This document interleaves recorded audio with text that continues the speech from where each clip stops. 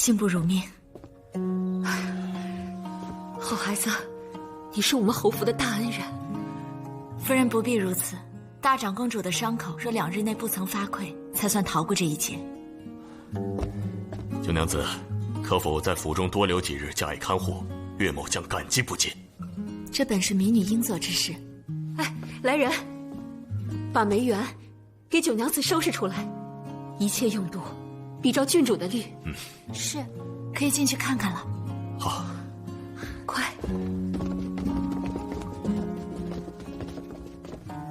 九娘子，请坐。拜奉沏茶。是。多谢世子殿下相助，如今完璧归赵了。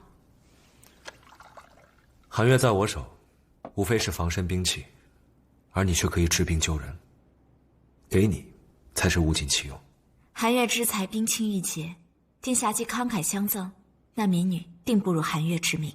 那日听闻九娘子提及沈四卿的大理寺校正洗冤录，我便找来他的著作拜读，发现沈四卿断案的确是鞭辟入里，见微知著，实乃一代青天呐。盛名之下无虚实，沈毅大人在地方上为官多年，见识也必有独到之处。沈四卿说刑狱之事乃是正清民安之基石，燕某亦深以为然。只可惜说起刑狱之事，那民女何时可以着手侯府的案子？哦，我已约了霍知府，明日重检。如此甚好，请恕民女还要照看大长公主，改日再向殿下请教。叶某疏忽了，请九娘子自便。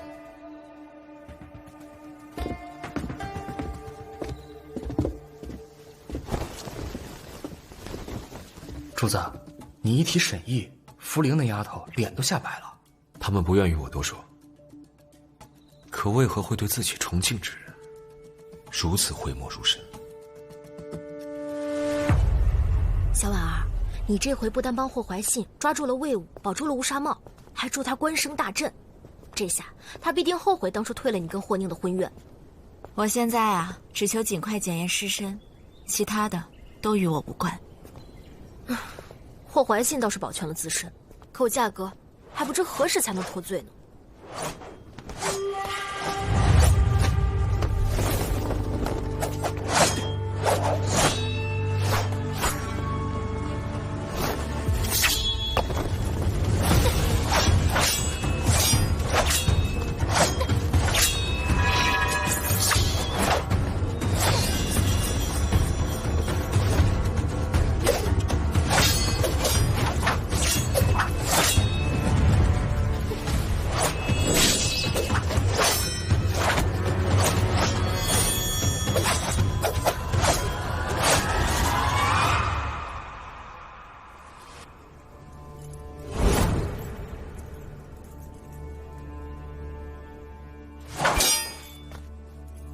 我不用你让着我。在下并未受伤，只是心绪不宁，确实难敌郡主。小时候一时不落葬，我就想去陪他一日。我能为他做的只有这些，我只希望能早日带他回家，让他入土为安。我们岳家何尝不是这么想？还好有小婉儿帮忙，真凶很快就能找出来。真的吗？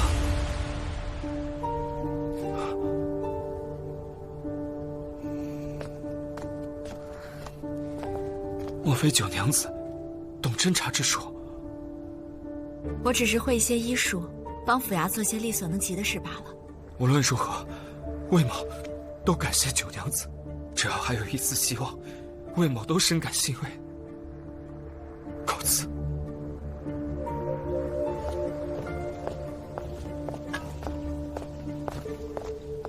他把与你的输赢分寸拿捏得那么好，实在不像是心绪不宁的人。庶子大都这样，要看人脸色才能活得好些。他能得宋国公器重，也算是有出息的了。可能我做的事需要处处思量，所以不喜欢处处算计的人。难怪祖母说你活得太累心，那是因为人心叵测。我价格太冤枉了。宋国公府送亲的侍卫和侍从有近100人，还有丫鬟婆子围着喜轿，怎么会连那么大一个活人死在里面都不知道？我价哥不过是去接个亲，就被栽赃在头上。可是他连那个宋柔长什么样都不知道。你说，那个没头的真是宋柔吗？不管他是谁，只有尸身才能告诉我真相。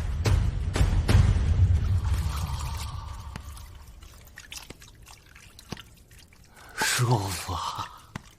这2天啊，准备好一些上好的礼品，挑个好日子，去一趟秦府，把宁儿啊和九娘子的婚事定下来。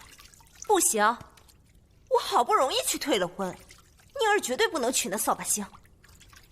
去，出去！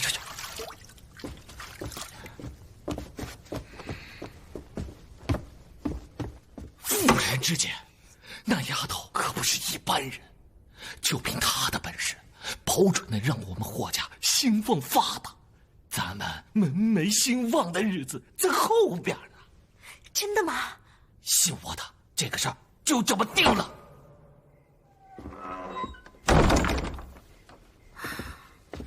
娘子，今天可把我紧张坏了，直到大长公主醒了，我才松口气。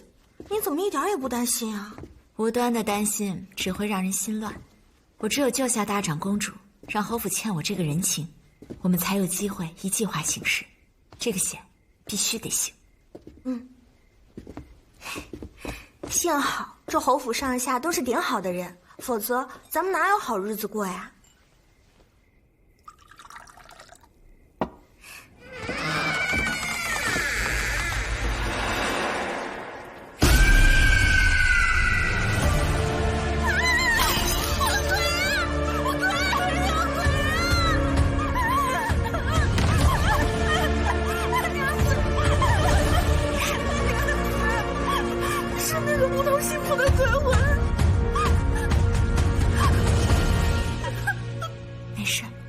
这个世上没有鬼怪神仙，不用怕。可是我明明看见了。你看到的不是鬼，是别有用心之人。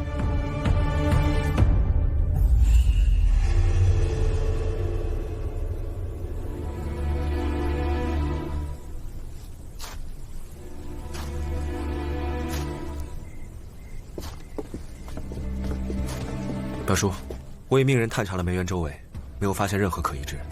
不会真的是那宋柔喜欢明渊吧？此人能够在这么短的时间内找到九娘子的住处，还能避开我的护卫，定是对侯府极为熟悉。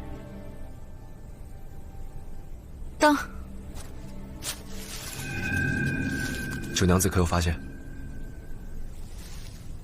行凶人虽已尽力遮掩痕迹，但殿下请看，这几株月季花丛，花瓣都已凋败，且都顺着同一个方向散落下来，可见是行凶人匆忙拂倒的。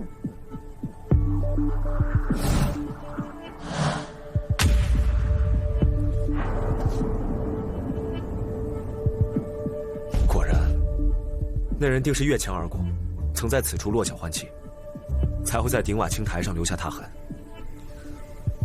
你们看，那些花和小婉儿说的一模一样。可若不是鬼魂，那人为何会悬在空中，而且还没有头？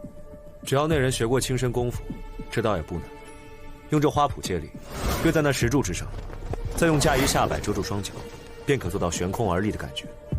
待你们二人受到惊吓之后，即可逃离。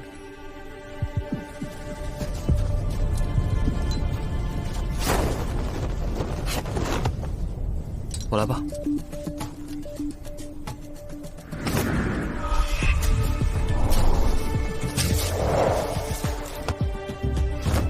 果然如此，这就是假借鬼魂之名，为了扰乱人心、混淆视听的人为之举。明日你就要去义庄验尸，此人偏偏选在此时在梅园行事，恐怕是想把你吓跑。九娘子要验尸一事，府内只有我夫妻二人和宁儿兄妹知道。那是如何走漏风声的？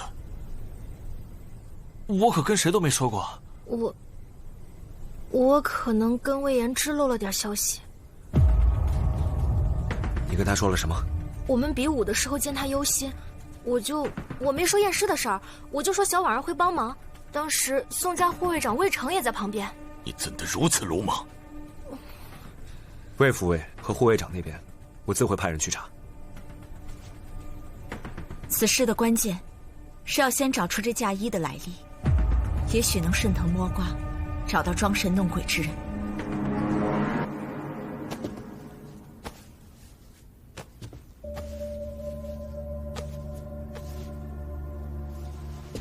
这嫁衣与死者的嫁衣样式相仿，色泽鲜艳，面料全新，上面的折痕犹在。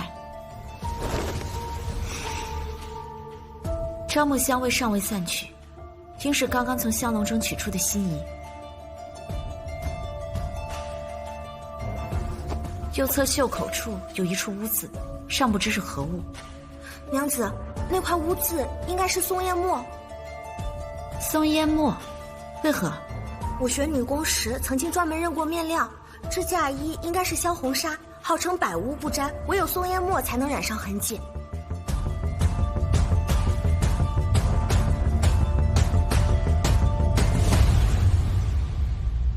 福陵，你可帮了我大忙了。此人应是身负武功，身高约6尺左右，会用左手的男子。愿闻其详。此人若是要假扮无头鬼魂，应是把嫁衣举至与头顶平齐的位置，若太高，则会显得肩背虚空。以福陵当时所处的位置来看，窗台比花布丛要高1尺左右。这嫁衣身长约4尺7寸，按照殿下刚刚演示的，站于花仆围庄之上举起嫁衣，这名男子身高至少要高于5尺7寸，才有可能将嫁衣底摆高出窗台，让我和福陵从窗内看到的是嫁衣虚空而至的效果。行凶人只需提前穿好夜行衣，便可以将露出嫁衣底摆的双腿藏于夜色之中。正是。况且寻常男子身高超过6尺的也不常见，行止必定引人注意，所以我推断此人身高应高于5尺7寸，但不足6尺。那如何得知是左撇子呢？这就要多亏福陵认出这是萧红纱了。什么意思啊？常人写字，应是右手执笔，左手拢袖，落笔左行。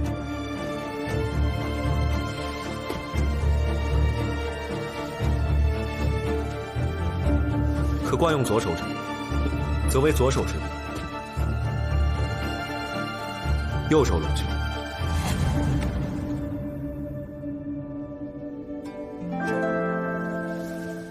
依然是落笔左行。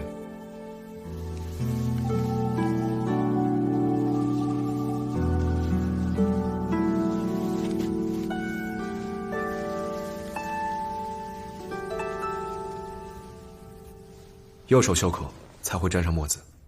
这袖口处的污渍与那嫁衣上的位置相同。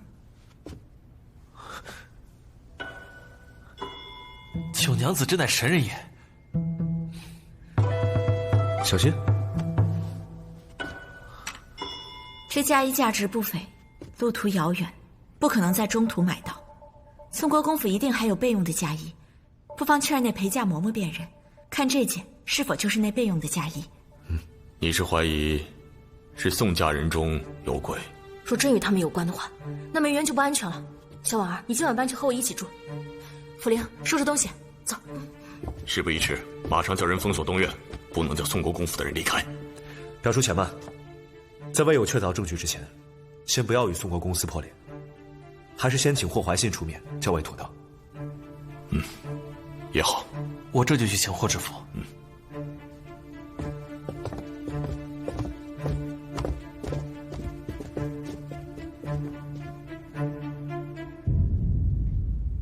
你们分2组，在东西耳室单独问询，问询后将他们送回归处，途中禁止交谈。是。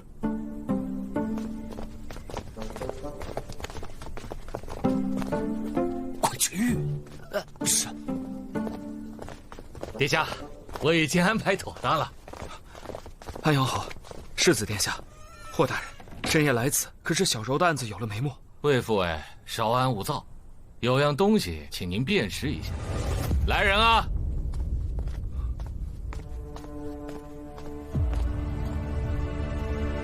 这是小柔的嫁衣。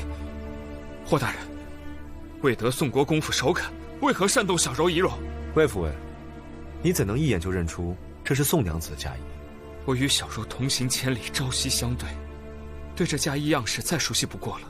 更何况，这样式乃是国公夫人亲自挑选的流战白子，由京城锦绣坊用金线绣制并嵌以碎宝，全大周仅此2件，我又怎么会认错？果然有2件，魏府尉，那另一件在何处？自然是由裴家的嬷嬷收着。怎么了？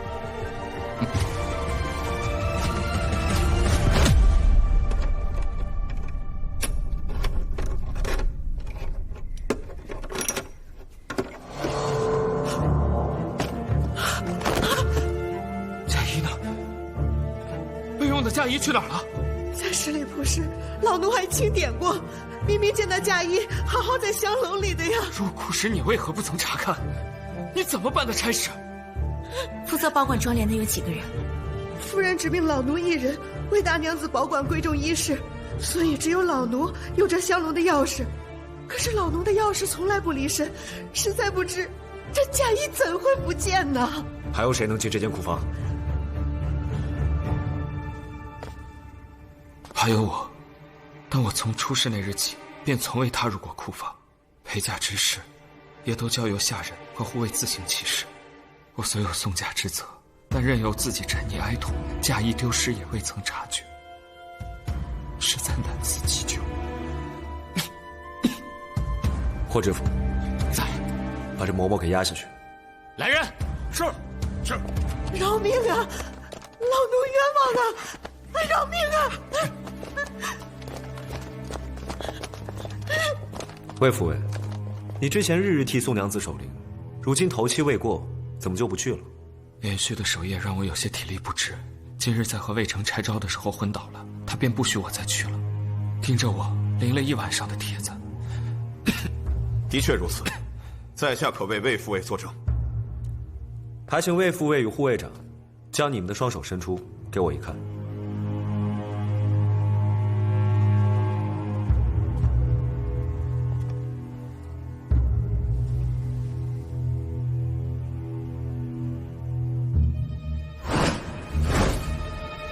魏副尉，请掌心向上。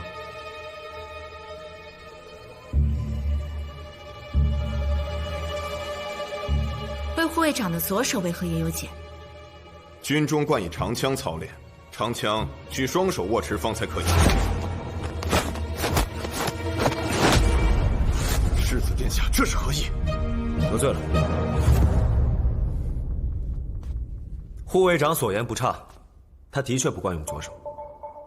魏副尉平日可也喜欢书法，在下心情不好时，便会临帖，这是自幼替嫡兄受法养成的习惯。魏副尉，既身体不适，就早些回去休息吧。那嫁衣之事，放心，严某自会将调查结果告知霍大人。多谢世子殿下。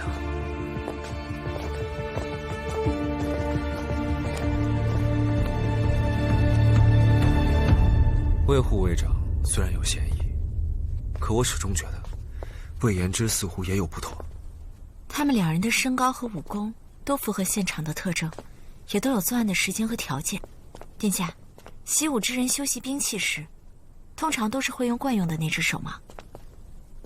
自然会偏爱用惯用之手，不过，除非行凶人与我一样，双手都很灵活。那如此说来，殿下也有嫌疑。可我身高高于6尺。殿下已来荆州多日，这侯府中人对殿下的身高早已见怪不怪，自然可以来去自如。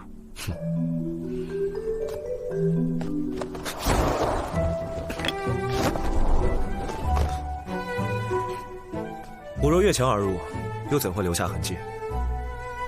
九娘子可还怀疑我？行狱之事虽看重线索，但也重情友。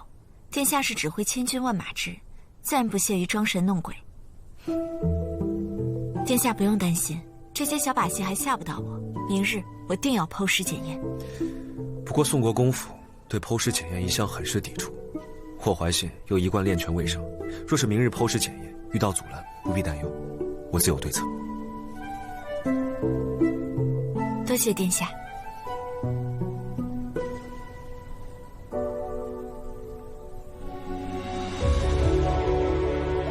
他为何这般看我？我可是说错了什么？七哥，小婉儿，你们俩傻站着干嘛呢？那个九娘子就交给您了，别胡闹。早先回去休息，告辞了。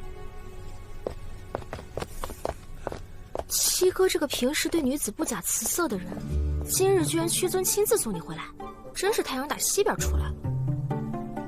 世子殿下虽作风狠辣，却行事有矩，实是心思细腻之人。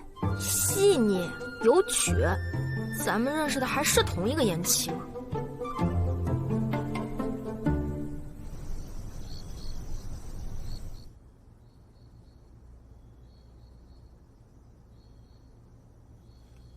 主在，京城急信。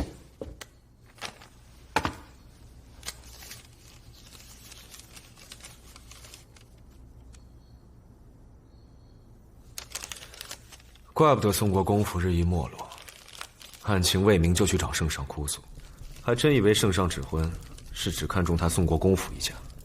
派人继续盯着。是。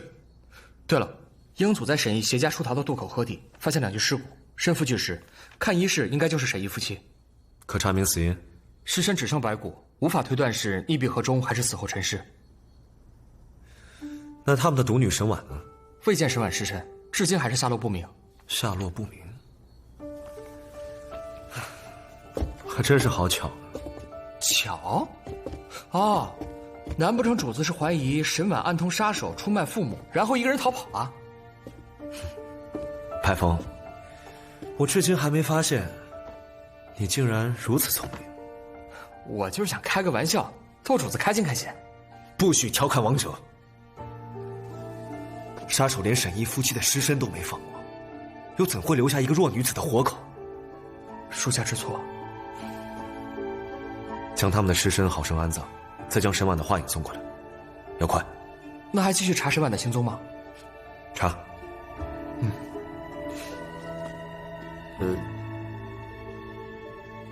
还有何事？还有一事，属下不知该不该禀报。说。今日霍夫人携重礼拜访秦老夫人，似有意重提霍公子和九娘子的婚约。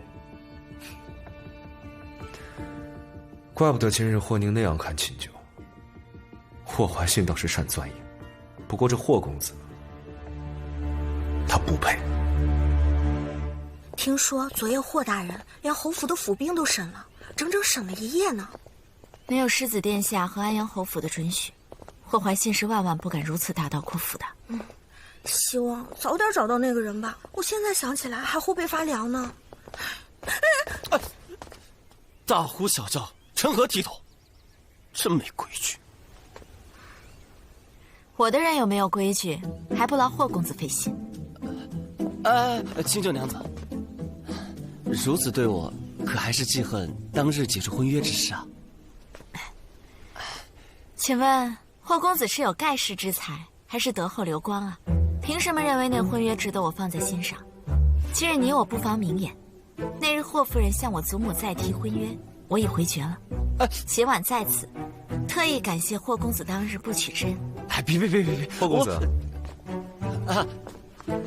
燕某正欲接九娘子为大长公主复诊，不想再次巧遇，不知九娘子是否方便？很是方便，还请劳烦世子殿下相送。请。霍公子劳累了一夜，也早些回去休息。是，不辛苦。经过昨夜审问，宋国公府与侯府的府兵皆没有左撇子，且可以互证清白。昨夜也有侯府的下人，可以证实窗前一直有魏延之练字的身影。我也着重搜查过他的书房，桌上有未干的笔墨，还有淋了一半的字帖。不能再在此事上纠缠了。万一是行凶人故布疑阵，拖延时间，只怕尸身败坏严重，会损失很多线索。你为大长公主复诊结束，咱们就出发去义庄验尸。好。自从那个秦府的扫把星成了府里的常客，咱这府里就没清静过。谁说不是呢？病的病，死的死。听说呀，那宋家娘子就是被他给克死的。啊，真的吗？殿下，竟敢在背后非议大长公主的救命恩人，谁给你们的胆子？殿下饶命！奴婢们也是听宋国公府的人都这么说，一时迷了心窍才跟着人家学舌。白风，将他们交由夫人处置。是。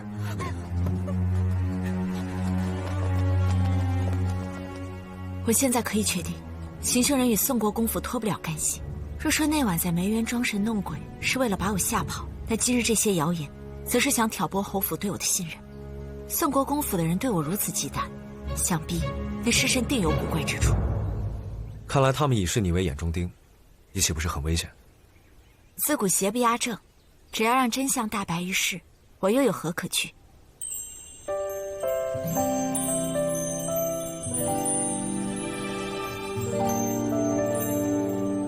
殿下可有不适？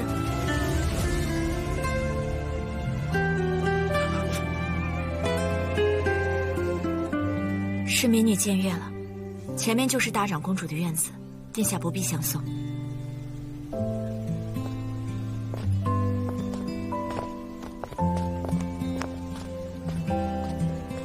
娘子，殿下还站在那儿看你呢。我刚就不该给他豪迈，一时之间竟对他少了戒备，果然测出他还未信任我。娘子，我觉得他可能不是怀疑你，他别回头，对他还是要警惕些。等大长公主病情稳定，咱们就离开阳侯府。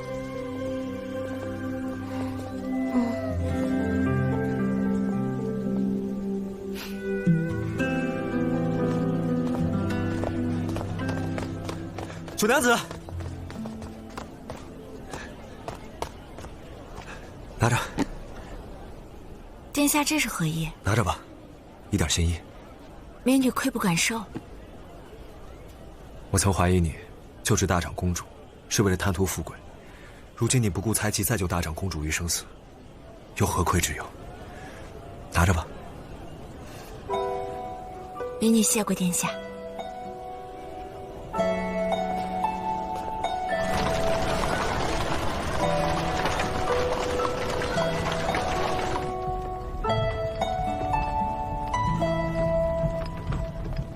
娘子，要不先打开看看？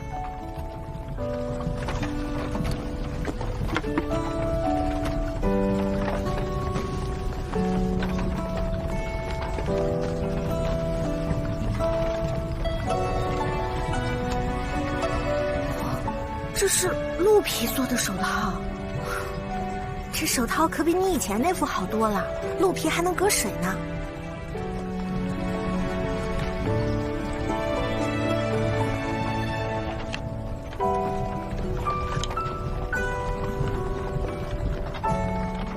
素问九针，连药王一脉都只传下了7针而已。世子殿下送你这份礼物，真是花了大心思。大心思？他如此费尽心机的对我，所图必然不小。莫非他是想让我去朔西做军医？不行，这会影响回京大计，我必须找个机会拒绝他。九娘子对礼物可还满意？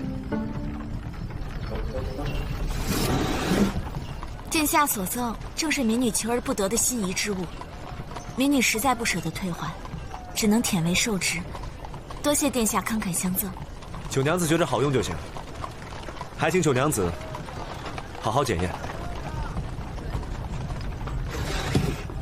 你看，他果然对我另有所图。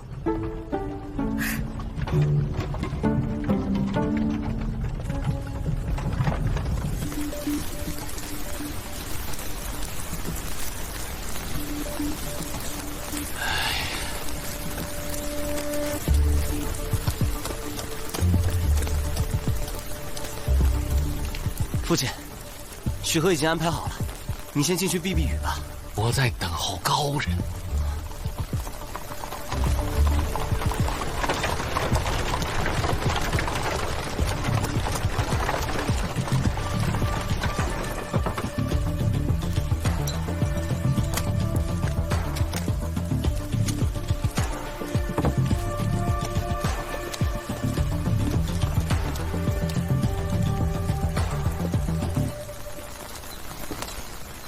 多谢世子殿下。殿下，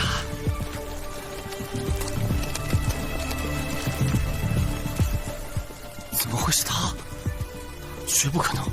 父亲，您所说的高人就是秦九，他跟那宅女子怎么能懂得验尸啊？父亲别被他骗了。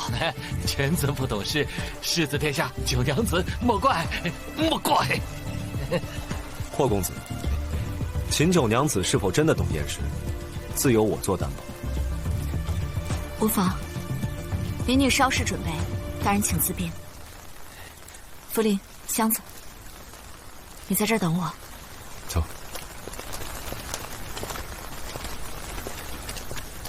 哎，父亲，我不信。秦九一个小小的孤女，从哪儿学的验尸？你闭嘴吧！你信不信有什么用？那是我亲眼所见，否则我怎么会让你娘去提亲啊？我不管她为什么，反正就算她跪下来求我，我也绝不会娶她。哎呦，他要是真把安阳侯府的案子给破了，到时你想娶都娶不上。快些过个回去吧。我偏不回去，我今天非要看看这个秦九到底是何等高人。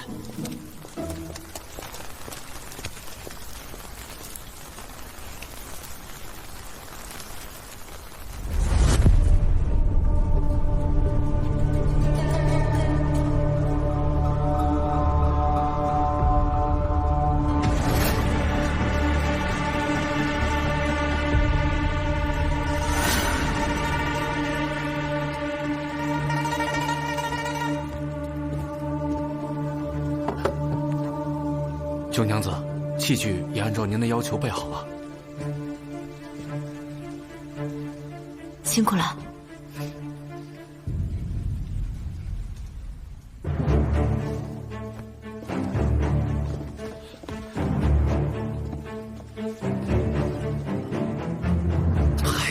我用不着。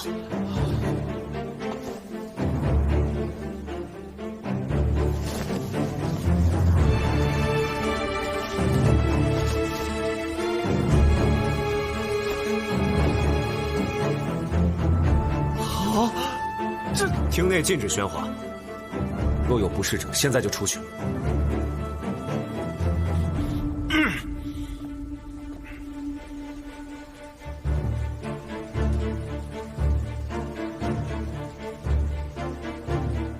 开始记录。是，我来。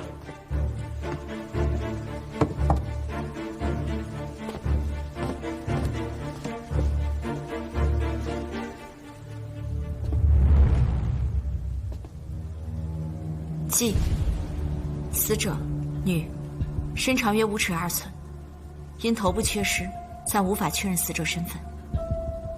徐仵作，你在此前可曾整理过死者衣物？宋国公府明令禁止破坏死者衣褥，所以未曾动过。记：死者家衣周整，除领口有浅淡血迹，其他暂无血迹。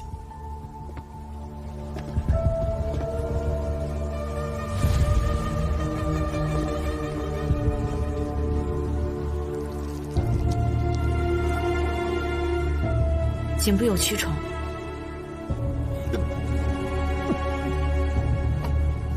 伤口皮肉呈蜂窝状，窗口平整，脊骨端口利落。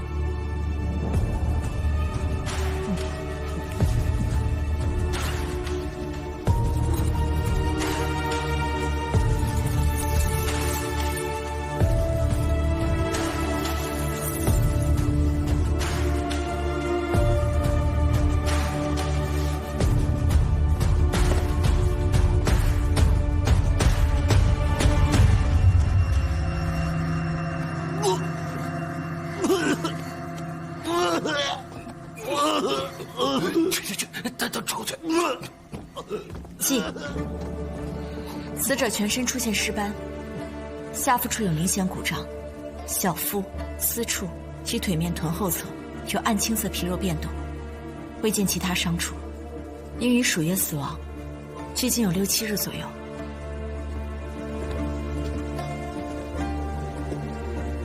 颈部断裂处颜色极深，皮肉极度收缩，血液深度渗透到了死者的脊椎和颈部的气管中，证明死者是被人活生生割下头颅，一刀毙命。死者若是活着被斩断头颅，血液定会喷溅而出。可方才嫁衣领口上血迹极浅且不多，说明死者是在死后被人穿上嫁衣的。世子殿下好推断。你的意思是，死者是死后被穿上嫁衣，放入喜轿中？正是，喜轿中的血液有些异样，是为了乱人视线。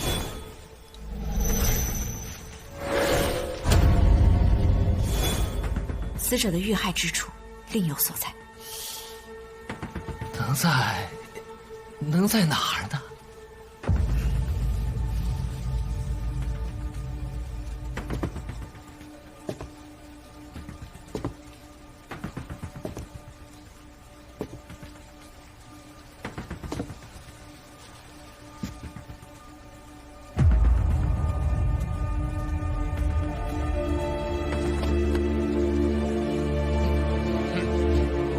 镊子，哎。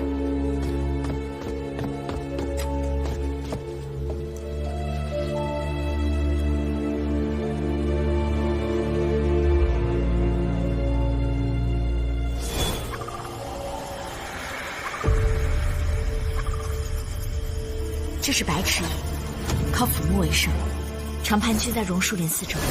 荆州附近可有榕树林？我来荆州时，最后一站休憩地十里庙附近就有榕树林。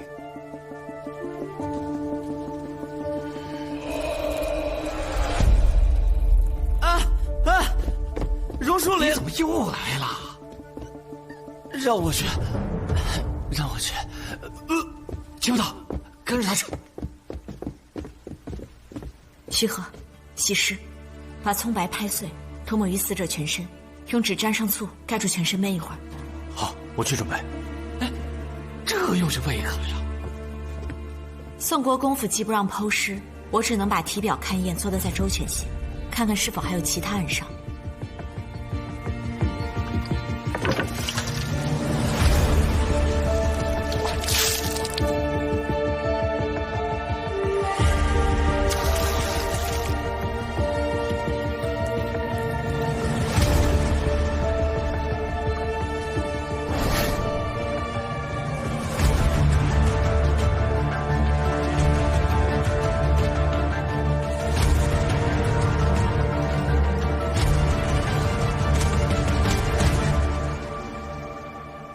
死者所用的扣单是京城的丹华扣，此物甚为贵重，多为京城勋贵家女子喜爱。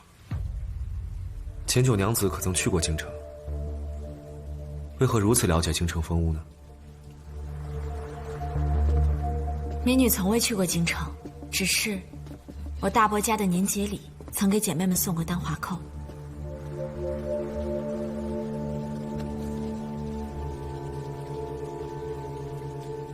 死者的右手柔嫩白腻，左手中指的第二关节和大拇指关节处都有厚厚的茧。宋娘子是否善琴？我早已派人查过，据宋国公府的下人说，宋娘子的确善琴，在陪嫁当中也有一把名品古琴，可有不妥？只有积年累月的练琴，才会有这种茧子。这具无头女尸，很有可能就是宋柔。我真希望她不是宋柔啊！